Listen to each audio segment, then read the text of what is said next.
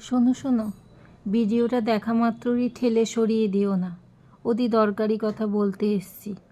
যে যাই বলে ডাকো না কেন, দরকারি কথাটা কিন্তু শুনে যেও। দিদি বলো, বোন বলো, যে যাই বলো, দরকারি কথাটা শুনে যেও।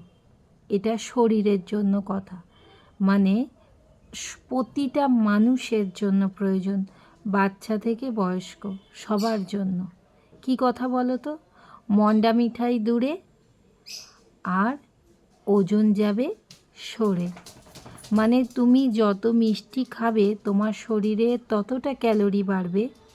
ক্যালোরি বাড়া মানে কি বলো তো? চর্বি বাড়া। আর চর্বি বাড়া মানেই শরীরে নানান রোগের সৃষ্টি। তোমরা তো জানো যে রোগের মানে চর্বি জমলে নানান রকম রোগের সৃষ্টি হয়।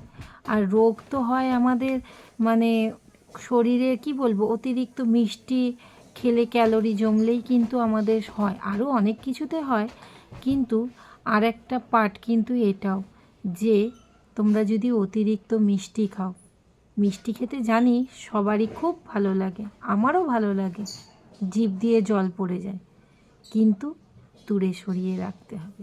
চলো আজকে এইটুকুনি, আবার দেখা হবে।